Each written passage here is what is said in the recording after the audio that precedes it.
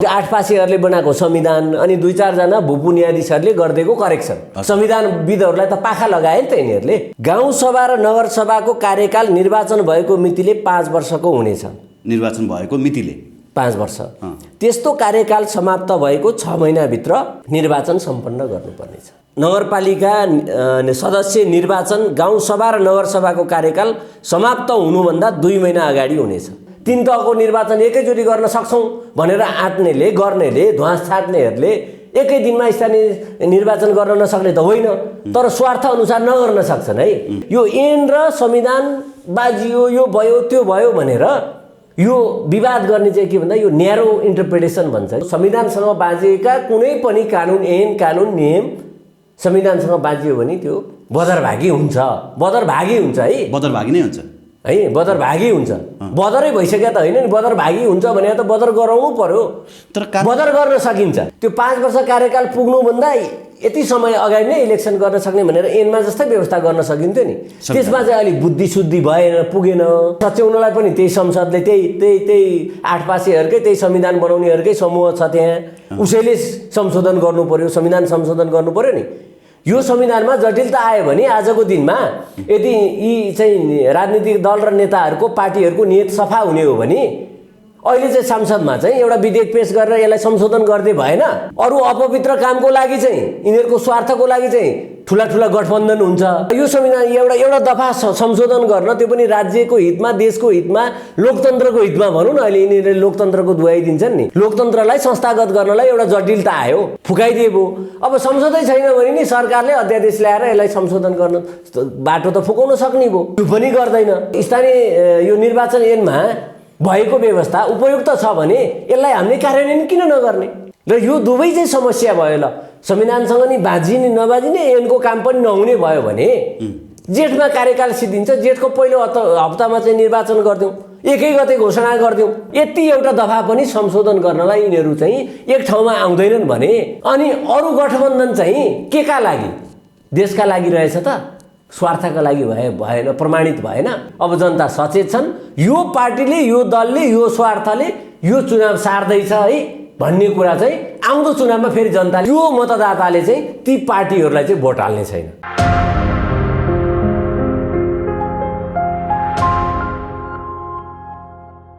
अनन्त पराजुलीजी हाम्रो साथमा हुनुहुन्छ। अनन्त सर, यहाँलाई हार्दिक स्वागत छ। नमस्कार। लामो समय पश्चात भेटघाट भयो है, आराम हुनुहुन्छ? एकदम ठिक छ। संविधानले न चाँडो अर्ली न ढिलो डिले परिकल्पना गरेको छ। तोकिएको समयमै निर्वाचन हुनुपर्ने व्यवस्था गरेको छ भनेर यहाँले आफ्नो सामाजिक सञ्जालमा लेख्नु भएको थियो। तर बहसको विषय अहिले होइन राजनीतिक वृत्तमा के भइरहेको छ भने निर्वाचन र होइन स्थानीय निर्वाचन ऐन बाँझिएको छ, कानुन बाँझिएको छ। त्यसकारण चाहिँ निर्वाचन सार्नुपर्छ अथवा अध्यादेश ल्याएर भए पनि निर्वाचन सार्नुपर्छ भन्ने पक्षमा चाहिँ गठबन्धनको सरकार पुगेको छ। अब यहाँ एउटा अधिवक्ता भएको हिसाबले कानुन र संविधान बाँझिएको हो कि होइन, कुन हिसाबले बाँझिएको छ, त्यो विषयमा अलिकति दर्शकहरूलाई प्रश्न बनाइदिउँ भनेर यहाँलाई। अब वर्तमान अहिले यो निर्वाचन प्रक्रियाको सम्बन्धमा जुन चर्चा परिचर्चा, जुन वाद विवाद होइन, अनि जुन संविधानको र चाहिँ स्थानीय निर्वाचन ऐन होइन, निर्वाचन स्थानीयको निर्वाचन गर्नलाई स्थानीय निर्वाचन ऐनले गभर्न गर्ने गरेर त्यो ऐन नै र यता संविधानको व्यवस्थाको विषयमा चाहिँ जुन व्याख्या विश्लेषण भइरहेछ, यसलाई मैले चाहिँ कुन रूपले हेरेको छु भन्दाखेरि सर्वप्रथम त नेपालको संविधान जुन बेलामा बन्यो, यो संविधान एउटा राजनीतिक पार्टीहरूको सम्झौताको दस्तावेज थियो होइन।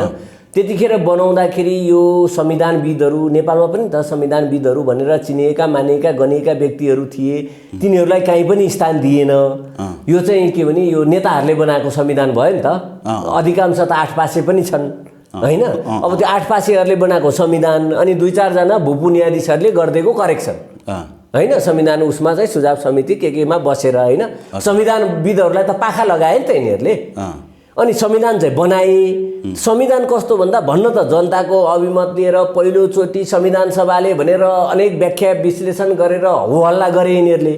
तर तपाईँ हामीलाई नै थाहा छ यो 10-8 जना नेताको स्वार्थमा र आफ्नो स्वार्थको चाहिँ यो चाहिँ त्यो पनि स्वार्थ पनि कस्तो भन्दा लोकतान्त्रिक पार्टीको स्वार्थ पनि त्यसमा हाल्नु पनि, लोकतान्त्रिक खोल ओढेका पार्टी भनौँ होइन, समाजवादी खोल ओढेकाको पनि हाल्नुपर्ने, कम्युनिस्ट खोलवडेकाको नि हाल्नुपर्ने भन्दा यो अलिकति खिचडी जस्तो समग्रमा सम्झौता भयो। दस्तावेज भयो। तथापि यसमा के भनिएको चाहिँ छ भने हाम्रो संविधानको एउटा स्पिरिट चाहिँ के हो भने अलिकति हामीले यो निर्वाचन प्रक्रियालाई चाहिँ न्यारो सेन्समा व्याख्या गरेर भएन कि अहिले यो विवाद चर्चा परिचर्चा किन भइरहेछ भने यसको चाहिँ न्यारो विश्लेषण शब्दको मात्रै यो खेल के शब्दलाई खेलाउने मात्रै काम भयो के यसलाई केलाउने काम भएन, यसको मर्म बुझ्ने काम भएन, यसको संविधानको चाहिँ यो संविधानवाद संविधानको बन्नुको संविधानको पछाडि त एउटा चाहिँ विधिशास्त्र छ नि हैन, एउटा संविधानको चाहिँ कुन आधार हैन कुन पृष्ठभूमि कुन जगमा एउटा अडिएको छ नि त्यसको मर्म हेर्ने हो भने नेपालमा चाहिँ यो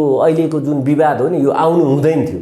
यो त के भने यो शब्दलाई केलाएर शब्दमा खेलेर आफ्नो स्वार्थ अनुकूल व्याख्या गरेर विवाद भएको व्यवस्था चाहिँ के हो भन्दा संविधानमा के लेखिदियो भने संविधानको धारा 225 कै कुरा न हो अहिले जताततै चलेको छ उता स्थानीय निर्वाचन ऐनको दफा 3 को कुरा।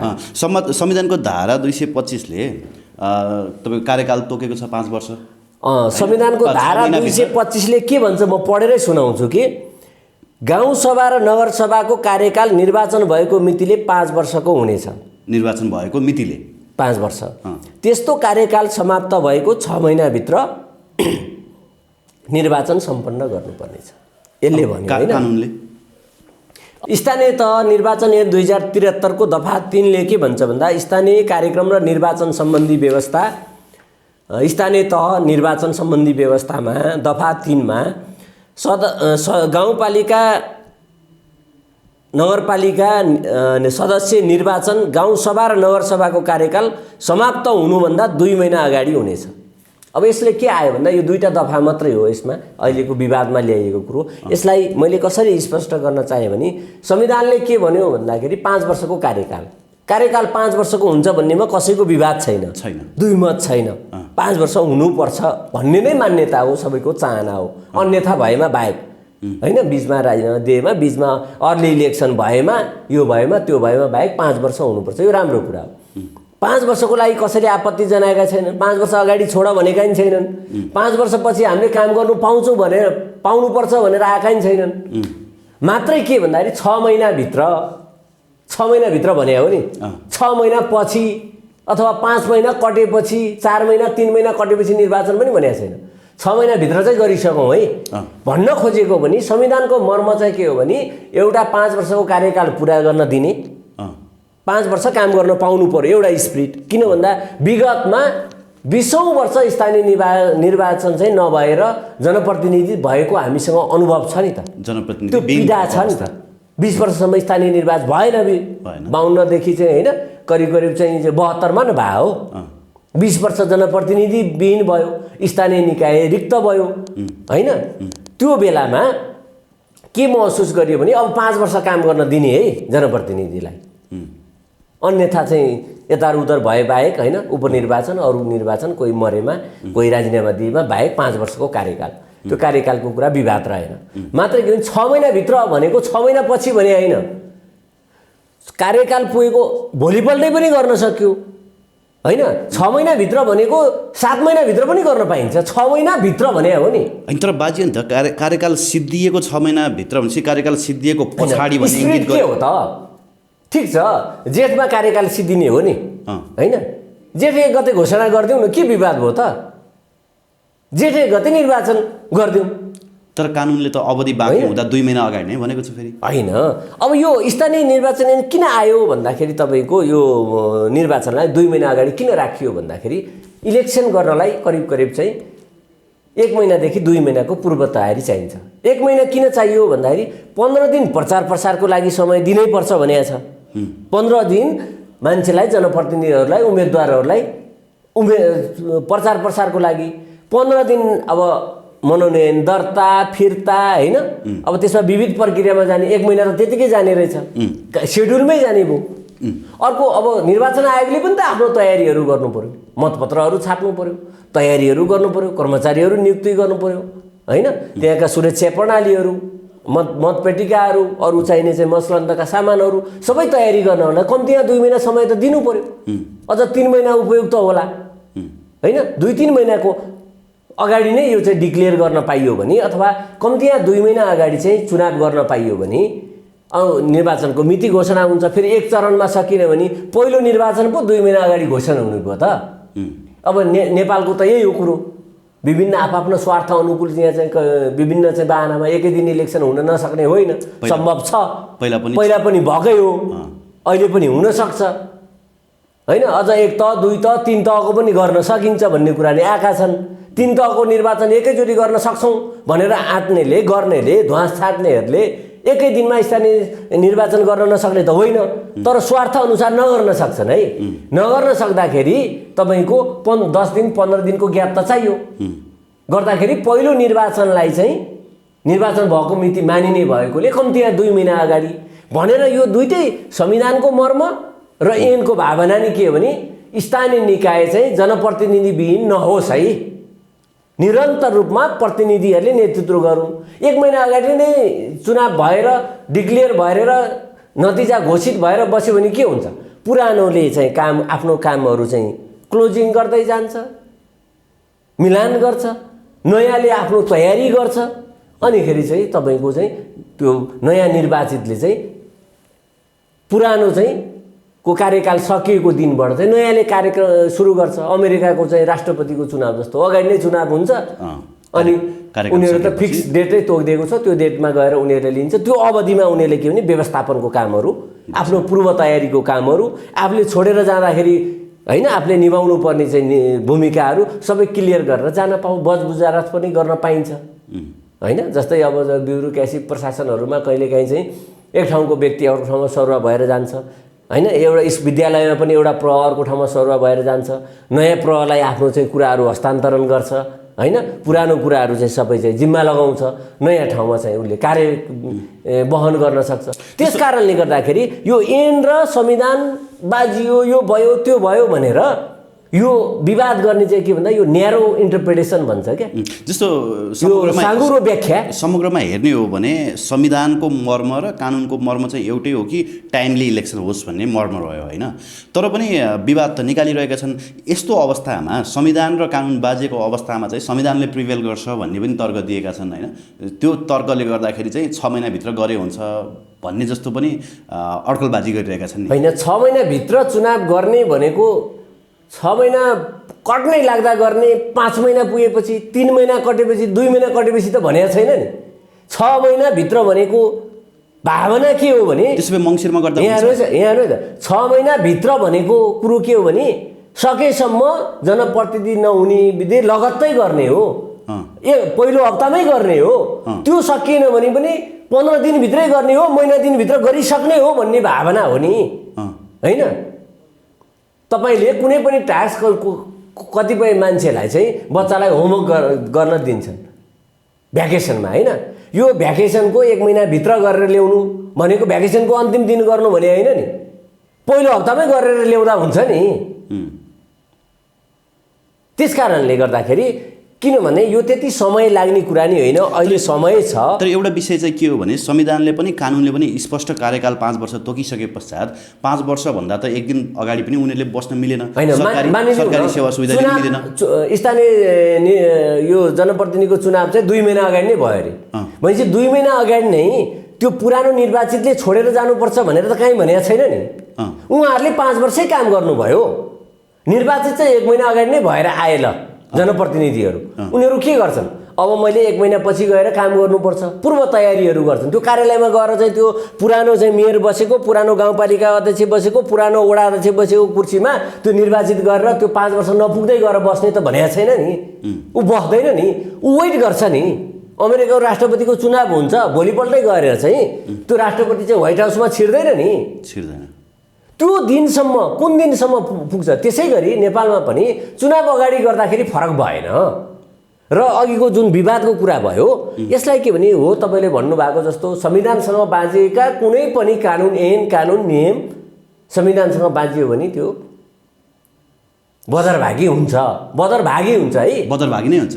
है बदर भागी हुन्छ बदरै भइसक्यो त होइन नि बदर भागी हुन्छ भने त बदर गराउनु पर्यो तर बदर गर्न सकिन्छ तर सुन्नु है त संविधानले स्पष्ट 5 वर्ष कार्यकाल हुनेछ भनेपछि कानुन त संविधानकै स्पिरिटमा बनेको छ भन्ने कुरा बुझ्न गाह्रो भएन नि भएन होइन यसरी हो यो संविधान चाहिँ यो चाहिँ के अरे भने एउटा चाहिँ राजनीतिक दस्तावेजहरू ल्याउँदा यो 8 पासेहरूले होइन किनभने संविधानविदहरूको त सल्लाह लिएनन् किनारामा राखे उनीहरूलाई कुनै भूमिका नै दिएन अलिअलि चाहिँ यो चाहिँ रिटायर चाहिँ यो भुपुहरू भन्छन् होइन यो कानुनका चाहिँ हामी ठेकदार हौँ भनेर चाहिँ भत्ता र सत्ताको चाहिँ नजिक भएकाहरू तिनीहरूको सरसल्लाह लियो अनि यो 8 पासे हाम्रो राजनीतिक दलहरूले त्यो पनि 10-8 जना नेता बनेर मेरो यो कुरा हाल्नुपर्छ अर्कोको यो कुरा हाल्नुपर्छ भनेर दस्तावेज बनाउँदाखेरि यसमा कमी कमजोरी भएकै हो किन भन्दा 5 वर्ष पुगेपछि 6 महिनाभित्र लेख्नु आवश्यक थिएन नि यो ऐनमा जस्तै अगाडि नै इलेक्सन गरेर 5 वर्ष कार्यकाल रहने त्यो 5 वर्ष कार्यकाल पुग्नुभन्दा यति समय अगाडि नै इलेक्सन गर्न सक्ने भनेर ऐनमा जस्तै व्यवस्था गर्न सकिन्थ्यो नि त्यसमा चाहिँ अलिक बुद्धि शुद्धि भएन पुगेन होइन अब यसलाई सच्याउनलाई पनि त्यही संसदले त्यही 8 पासेहरूकै त्यही संविधान बनाउनेहरूकै समूह छ त्यहाँ उसैले संशोधन गर्नु पर्यो संविधान संशोधन गर्नु पर्यो नि यो संविधानमा जटिलता आयो भने आजको दिनमा यदि यी चाहिँ राजनीतिक दल र नेताहरूको पार्टीहरूको नियत सफा हुने हो भने अहिले चाहिँ संसदमा चाहिँ एउटा विधेयक पेश गरेर यसलाई संशोधन गर्दै भएन अरू अपवित्र कामको लागि चाहिँ यिनीहरूको स्वार्थको लागि चाहिँ ठुला गठबन्धन हुन्छ यो संविधान एउटा दफा संशोधन गर्न त्यो पनि राज्यको हितमा देशको हितमा लोकतन्त्रको हितमा भनौँ न अहिले यिनीहरूले लोकतन्त्रको दुहाई दिन्छन् नि लोकतन्त्रलाई संस्थागत गर्नलाई एउटा जटिलता आयो फुकाइदिएको अब संसदै छैन भने नि सरकारले अध्यादेश ल्याएर यसलाई संशोधन गर्न बाटो त फुकाउन सक्ने भयो त्यो पनि गर्दैन अनि यो स्थानीय यो निर्वाचन ऐनमा भएको व्यवस्था उपयुक्त छ भने यसलाई हामीले कार्यान्वयन किन नगर्ने र यो दुवै चाहिँ समस्या भयो ल संविधानसँग नि बाजिने नबाजिने ऐनको काम पनि नहुने भयो भने जेठमा कार्यकाल सिद्धिन्छ जेठको पहिलो हप्तामा चाहिँ निर्वाचन गरिदिउँ 1 गते घोषणा गरिदिउँ 1 हप्तामा रिजल्टले आउँछ भन्दा 1 हप्ता मात्रै भ्याकुम हुने भयो नि त त्यो 1 हप्तामा गर्न सकिने चिजलाई आजको विवाद त संविधान र ऐन बाजियो के गर्ने भन्ने विषय नै हो यसमा के गर्ने भन्दा स्पष्ट बाटो के हो भने संविधान पनि संशोधन गर्न सकिन्छ या संसदले अथवा अध्यादेश ल्याएर बाटो फुक्यो नि बाटो ठुलो कुरा रहेन नि देशको हितमा अनि अध्यादेश ल्याएर चुनाव सार्न सकिन्छ कि सकिँदैन उहाँहरू त अध्यादेश ल्याएर भए पनि निर्वाचन सार्ने पक्षमा हुनुहुन्छ पहिला हामीले पोजिटिभ व्याख्या नै गरौँ यसलाई चाहिँ के भने सकारात्मक रूपले यसलाई के गर्दाखेरि चाहिँ देश र जनताको हित हुन्छ लोकतन्त्रको हित हुन्छ हेरौँ न त्यो त कसले सोच्छ र निर्वाचन सार्ने कुरा मात्रै सोचिरहेको हैन हामीले यसरी विश्लेषण गरौँ त्यसमा म आउँछु त्यो आउनुभन्दा अगाडि के भने हाम्रा देशका राजनीतिक दलहरू राजनीतिक नेताहरू हैन जनता र देशको हितको लागि आएका हुन् नि उनीहरूले त्यही भन्छन् नि अनि लोकतन्त्रको जगेर्ना समृद्धि गर्ने नै भनिरहेछन् नि लोकतन्त्रप्रति उहाँहरूलाई धेरै चिन्ता छ त्यसकारण लोकतन्त्र जोगाउनलाई स्थानीय निकायलाई जनप्रतिनिधि विहीन नहोस् भन्नका खातिर यो निर्वाचन सम्पन्न गर्नका खातिर देश र जनताको हित हुने काम हो नि त यो यसलाई सबै पार्टी र राजनीतिक दलले मिलेर संसदबाट यो एउटा दफा संशोधन गरिदिए भयो नि हैन यो एउटा दफा संशोधन गरिदेऊ न अरु त यिनीहरूले के काम राम्रो काम गरेनन् कम्तीमा यो बेलामा यति चाहिँ राम्रो काम गर्ने भन्ने चुनाव यो अन्तिम 5 वर्ष कार्यकाल सांसदको पनि स्थानीय निकायको पनि सिद्धिने बेलामा यो सांसदहरूले एउटा चाहिँ यो सिङ्गो राजनीतिक पार्टीहरूले एउटा दफा संशोधन गरेर बेलामा चुनाव चाहिँ गराउने भयो है भन्ने अवस्था त बनाइदियो त्यसले के हुने आवधिक निर्वाचन भनेको त लोकतन्त्रको सुन्दर पक्ष हो लोकतन्त्रको संस्थागत हो देश र जनताको हितमा हो यति एउटा दफा पनि संशोधन गर्नलाई यिनीहरू चाहिँ एक ठाउँमा आउँदैनन् भने अनि अरु गठबन्धन चाहिँ के का लागि देशका लागि रहेछ त स्वार्थका लागि भएन प्रमाणित भएन त्यसकारण राजनीतिक दलले यसमा चाहिँ यो कुनै पनि हिचकिचाहट बिना यदि आवश्यक छ भने तुरुन्तै चाहिँ संसदबाटै चाहिँ यसलाई संशोधन गरोस् एउटा दफा ऐनलाई चाहिँ अनुकूल हुने गरी 2 महिना होस् 1 महिना होस् 3 महिना होस् जति राख्दा नि भो कार्यकाल 5 वर्ष कायम रहोस् कायम गर्ने नै हो तर इलेक्सन चाहिँ त्यो भन्दा अगाडि गरेर जनप्रतिनिधि विहीन हुने तपाईं स्थानीय निकायमा पनि प्रदेशमा पनि सङ्घमा पनि यो व्यवस्था चाहिँ एकरूपतापूर्वक लागू होस् भन्ने चाहिँ एउटा यो सकारात्मक पक्ष हो। अर्को के भने अघि तपाईँले भन्नुभएको विषयमै म आएँ। यहाँ त यो पवित्र काम, राम्रो काम, पोजिटिभतिर नलागेर अब यो ऐन र यो संविधानलाई जुधाएर यसको केलाएर खेलाएर भनौँ अझ होइन, यसको सकारात्मक व्याख्या, यसको ब्रोड अलिकति चाहिँ बृहत व्याख्या गर्दाखेरि त इलेक्सन गर्न मिल्छ। मैले त इलेक्सन गर्न काहीँ बाधा देखेको छैन। तर न्यारो चाहिँ इन्टरप्रिटेसन गरेर, सङ्कुचित व्याख्या गरेर, शब्दहरूलाई घुमाएर आफ्नो अनुकूल व्याख्या गरेर अनि चुनाव चाहिँ पर सार्ने स्वार्थ हो भने यो कुराको लागि चाहिँ नेपाली जनताले जसले त्यो धृष्टता गर्छ, जसले चुनाव पर सार्नुपर्छ भन्छ, जसले चाहिँ यो जनप्रतिनिधि विहीन तुल्याउने चाहिँ यो षड्यन्त्रमा सामेल हुन्छ, तिनीहरूलाई जनताले चाहिँ छाड्नेवाला छैनन्। अब जनता सचेत छन्। यो पार्टीले, यो दलले, यो स्वार्थले यो चुनाव सार्दैछ है भन्ने कुरा चाहिँ आउँदो चुनावमा फेरि जनताले देखाइदिन्छन्। कम्तीमा पनि दलको झोला बोक्ने झोलेहरूभन्दा बाहेक होइन, अलिकति चाहिँ स्वतन्त्र रूपले होइन, अब त पार्टीकै भए तापनि होइन, अलिकति स्वतन्त्र विचार राख्ने, देश र जनताको हित चिताउने जुन एउटा न्युट्रल मतदाताहरू हुन्छ नि, त्यो मतदाताले चाहिँ ती पार्टीहरूलाई चाहिँ भोट हाल्ने छैन। जसले चुनाव सार्छ म जस्ता मतदाताले चाहिँ त्यो पार्टीलाई चाहिँ भोट हाल्दैन। चाहे चाहिँ केपी ओलीको पार्टीले चाहिँ पर धकेलोस्, चाहे शेरबहादुर देउवाको ले धकेलोस्, चाहे चाहिँ प्रचण्डको पार्टीले अथवा यी गठबन्धन अरू जसले चुनाव पर सार्नुपर्छ भन्छ त्यो जनताको बिच नागिन्छ। सर, सामाजिक सञ्जालमा यो राष्ट्रिय सभा निर्वाचनलाई लिएर एउटा स्ट्याटस लेख्नु भएको थियो। 5 जना विद्यार्थी मिलेर 55 अङ्क के ल्याएका थिए, एक्लै 45 अङ्क ल्याउने विद्यार्थीलाई हामी प्रथम भयौँ भने धाक लगाउन थालेछन् आजभोलि राजनीति भनेर लेख्नु भएको थियो होइन, त्यसै हो र भएको? हामीले यसलाई कसरी बुझौँ भने मेरो स्ट्याटस, मैले लेख्ने, मैले बोल्ने गरेको कुराहरू चाहिँ के भन्दाखेरि अलिकति हाम्रो देशको राजनीति चाहिँ अहिले लाजनीतिमा परिणत भएको छ। हजुरहरू सबैले देख्नु भएको छ, जनता जनार्दनले देखिरहनु भएको छ। जुनसुकै पार्टी, मैले यो पार्टी भनिनँ, चाहे चाहिँ नेपालको लोकतान्त्रिक पार्टीहरू हुन्, कम्युनिस्ट समाजवादी चाहिँ खोल ओढेका कम्युनिस्ट पार्टीहरू हुन्, लोकतन्त्रको खोल ओढेको काङ्ग्रेस पार्टी हुन्, अरू पार्टीहरू, यो सबै अहिलेका जुन चलिरहेका देशमा मौजुदा राजनीतिक पार्टीहरूले चाहिँ यो राजनीतिभन्दा पनि लाजनीति, जनता जनार्दनले हेर्दा, दुनियाँले हेर्दा, विश्वले हेर्दा चाहिँ एउटा लाजै लाग्ने परिस्थिति खडा गरेकोले यो व्यङ्ग मात्रै गरेको हुँ, त्यसमा कुनै त्यस्तो कुरा होइन।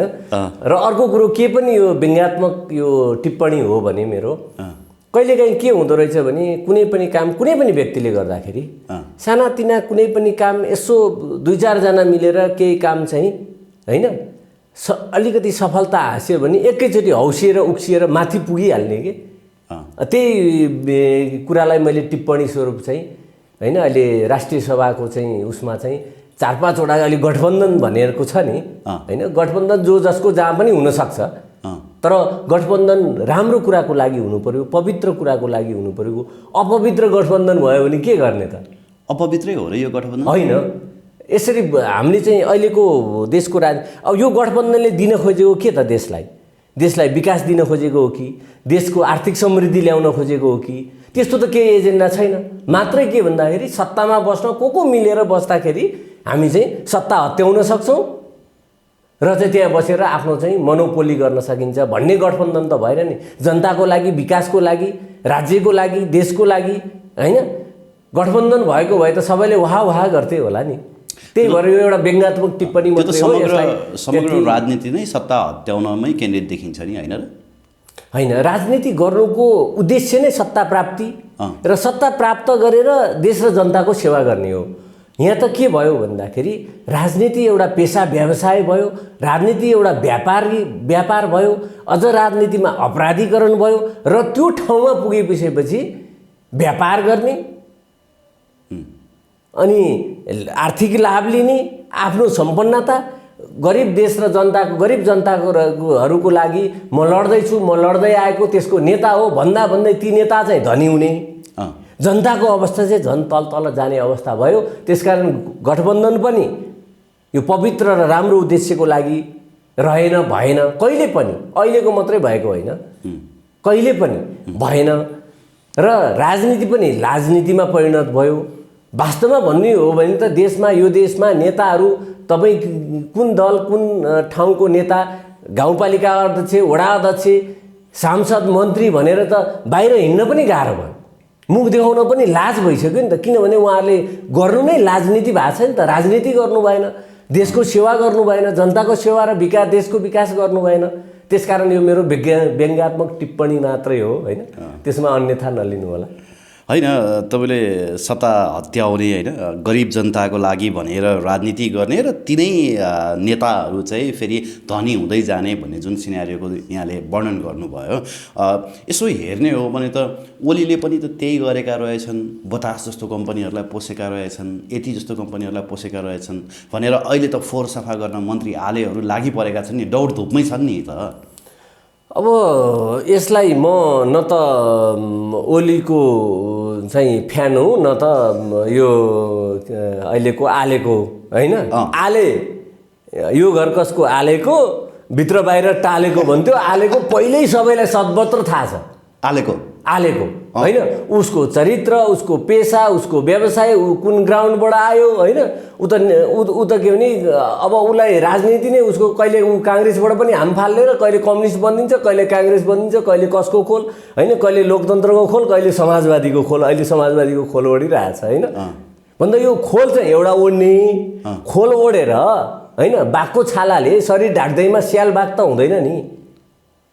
आले त्यसो भए बाघको छाला ओढेको स्यालै हो होइन। आलेले त आफूलाई बाघै भन्छ नि, किन भन्दा ऊ त जङ्गलमा वनमा होइन, जङ्गलका वनका जडीबुटीका काम गरेर आएको, म त जङ्गलमै डुलेर घुमेर हिँडेको, म बाघै हो भन्छ।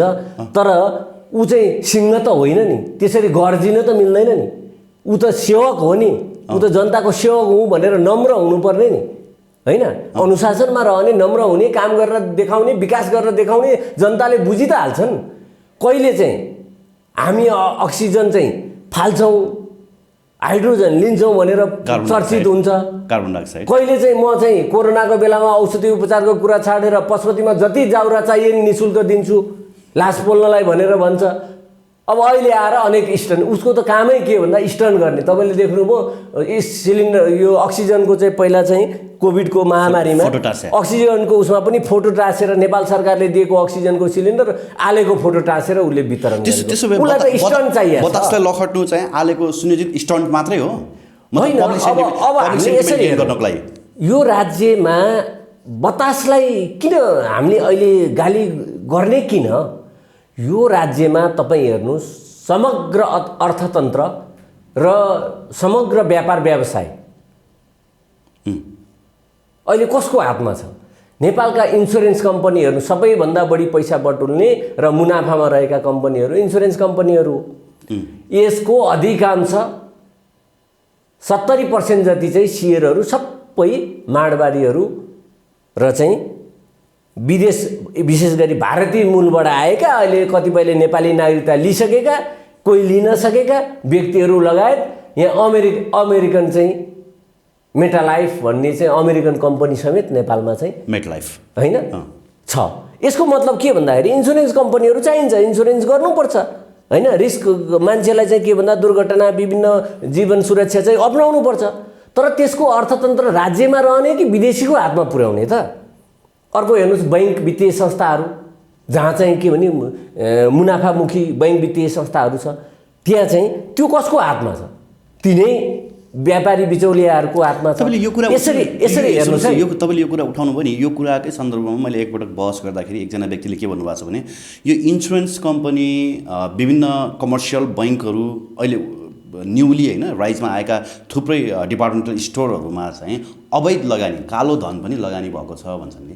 अनि अब यसरी हेरौँ, अब सबैभन्दा मुनाफामा रहेको अहिलेको व्यापार व्यवसाय भनेको बैंक। बैंकको सञ्चालकहरू को छ? तिनै बाहिरकै मान्छेको हालिमुहाली छ। त्यहाँ जम्मा भएको गरिब सम्पूर्ण जनताहरूको पैसा जम्मा हुन्छ। अझ नेपालको सरकारको पोलिसी कस्तो छ तपाईँलाई म एउटा बताइदिउँ। नेपाल सरकारका सङ्घ संस्था, विभिन्न निकायहरूले नेपालको बैङ्कहरूमा खाता खोल्नुपर्छ। कस्तो खाता भन्दा चल्ती खाता खोलेर हाल्ने सङ्घ संस्थाले चल्ती खाता खोलिदियो भनेदेखि त्यसको ब्याज दिनु परेन, त्यो पैसा बैंकले चलाउने। अर्को कुरो, इन्सुरेन्स कम्पनीले 15-20 वर्षमा दोब्बर पनि पैसा फिर्ता दिँदैन रिस्क कभरको नाममा, होइन? त्यो पैसा के गर्ने? 15-20 वर्षसम्म कसले चलाउँछ भन्दा तिनै ठुला व्यापारीहरू, एउटा इन्सुरेन्स 5 जना व्यापारी मिले एउटा इन्सुरेन्स कम्पनी खोलेका छन्, होइन?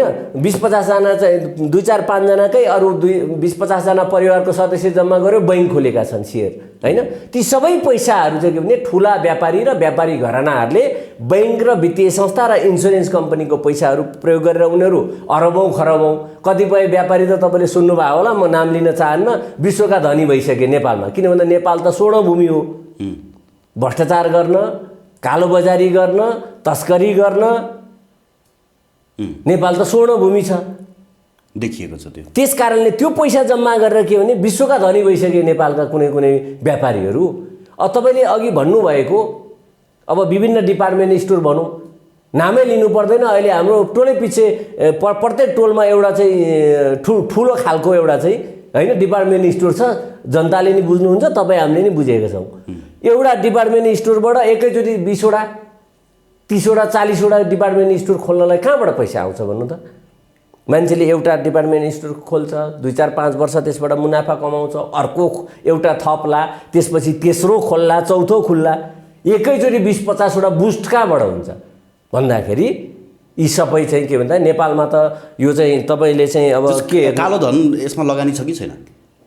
अझ भनौँ, होइन, अन्तर्राष्ट्रिय माफियाहरूको पनि होइन, नेपाल नै एउटा यस्तो देश हो, सरकारले नै त्यस्तो नीति समेत बनाएको छ। अस्तिको अर्थमन्त्रीले चाहिँ यो घोषणा नि गर्नुभयो, तपाईँले निश्चित क्षेत्रहरूमा अहिले लगानी ल्याउने हो भने तपाईँ या मैले आजको दिनमा 1 अरब 1 खरब ल्याएर कुनै चाहिँ व्यापार व्यवसायमा लगानी गर्नु हो भने त्यो कहाँबाट ल्याइस् भनेर कसैले सोध्दैन, खोज्दैन र खोजिँदैन भनेर सरकारकै नीति कार्यक्रम ल्याएको छ नि।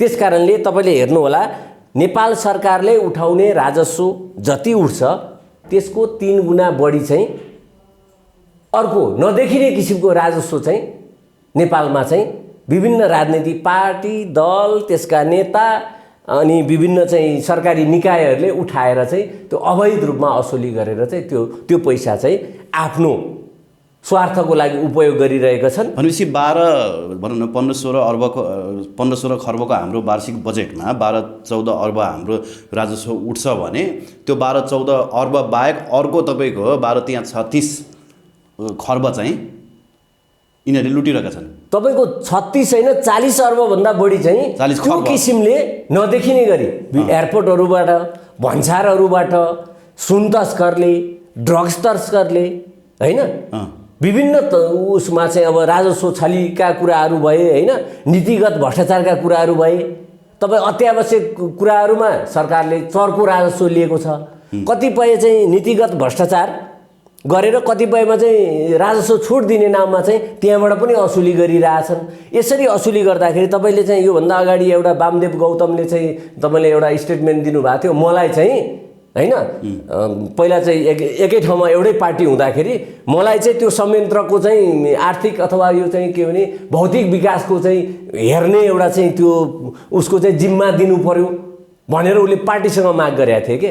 त्यो किन भन्दाखेरि सबैभन्दा ठुलो नेकपा एकै ठाउँमा हुँदा नफुट्दाखेरि उहाँको डिमान्ड के, उहाँ त कुनै पनि पदमा हुनुहुन्थ्यो, उहाँलाई चाहिँ के चाहियो, भौतिक पूर्वाधार, होइन, अनि यो समृद्धि यो कुन कुन हेर्नलाई भनेर पहिला त्योभन्दा नि पहिला उहाँ बाबुराम भट्टराईले चाहिँ यो पुनर्निर्माणको चाहिँ मलाई बनाइदिए हुन्छ भने जस्तो किन उनले त्यहाँ देखाएको थिए, त्यहाँ आँखा गाडेका थिए। त्यसै गरी वामदेवले त्यतापट्टि यो चाहिँ गैर भनौँ न सरकारबाट नदेखिने किसिमको राजस्व भनौँ न, पार्टीले लिने राजस्व चन्दाको नाउँमा, सहयोगको नाउँमा, होइन, अथवा विभिन्न नेता अनि सरकारी निकायका चाहिँ प्रमुखहरूले लिने त्यो किसिमको चाहिँ त्यो अदृश्य भनौँ न, अदृश्य चाहिँ जुन आम्दानी हुन्छ त्यसको नेतृत्व गर्न खोजिरहेको थियो नि, हो त्यही किसिमको चाहिँ आम्दानी चाहिँ अहिलेको उठ्ने राजस्वभन्दा 3 गुणा बढी।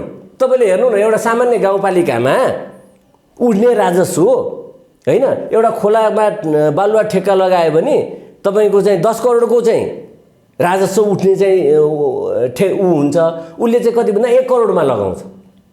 बाँकी 9 करोड के गर्ने भन्दाखेरि आधा व्यापारी र चाहिँ नेता भनौँ न त्यहाँका जनप्रतिनिधिहरू बाँडेर खाने। नेपालमा त अहिले लुटतन्त्र न छ, जसले जति लुटे पनि भएको छ, पहिला अलिकति केन्द्रमा सिंहदरबारतिर मान्छेले चाहिँ भ्रष्टाचार गर्छन्, मन्त्रीहरूले भ्रष्टाचार गर्थे भन्थे, अहिले त सिंहदरबार त गाउँमै पुगेको छ नि। त्यति मात्रै हो र अबको स्थानीय चुनावमा चाहिँ वडा अध्यक्षको टिकट 1 करोड, मेयरको 5 देखि 10 करोड पाउनलाई होइन। चुनावमा खर्च त्यति नभए त चुनावमा खर्च त योभन्दा अगाडि पनि नेताहरूले गरेकै हुन्। होइन, तर स्थानीय सुन्नु न, स्थानीय तहमा यति कमाइ हुँदो रहेछ कि 1 करोड छ होइन। वडा अध्यक्ष जित्नको लागि 1 करोड खर्च गरेर भए पनि टिकट लिन तयार छन् अहिले मान्छे। हाम्रो गाउँमा हानाहान छ अहिले टिकट होइन। त्यो मैले अघि नै भने, राजनीति व्यापारीकरण भयो, राजनीति पेसा भयो, राजनीतिमा अपराधीकरण भयो। यो त सेवाको त भएन। मान्छेले सेवा गर्न गएका भए पो होइन, आफ्नो परिवारलाई पुगेर मलाई आफूलाई पुग्यो, परिवारलाई पुग्यो, अब म समाजको सेवा गर्छु है भनेर जाने व्यक्तिहरू चाहिँ नेता हुने होइन नि त।